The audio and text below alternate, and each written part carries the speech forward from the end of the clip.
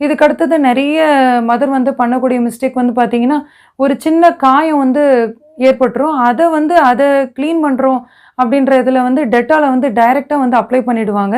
அந்த மாரி பண்ணும்போது அந்த இடம் வந்து பொங்கிரும். டெட்டால வந்து வாட்டர்ல டைல்யூட் பண்ணி தான் யூஸ் பண்ணணும். டைரக்ட்டா வந்து ஸ்கின்ல வந்து கான்டாக்ட் பண்ணக்கூடாது. இது வந்து காமனாவே நெறைய குழந்தைங்களுக்கு அவங்க மதர் பண்ணக்கூடிய மிஸ்டேக்கு. இதுக்கு அடுத்தது பார்த்தீங்கன்னா, 6 மந்த் பேபிக்கு வந்து காதுல வந்து சீல் வடியும், காது புண்ணாயிடும். 6 மந்த் பேபிக்கு வந்து இயர் இன்ஃபெக்ஷன்ஸ் வந்து ரொம்ப அடிக்கடி வராது. அப்படி வருதுன்னா, நாம வந்து முக்கியமா பண்ணக்கூடிய தவறு என்ன அப்படின்னா, குளிச்ச பின்னாடி குழந்தைங்களுக்கு பட்ஸ் யூஸ் பண்ணி இயர் வந்து கிளீன் பண்றது. பட்ஸ் யூஸ் பண்ணி இயர் கிளீன் பண்றதுங்கிறது ஒரு தவறான செயல்.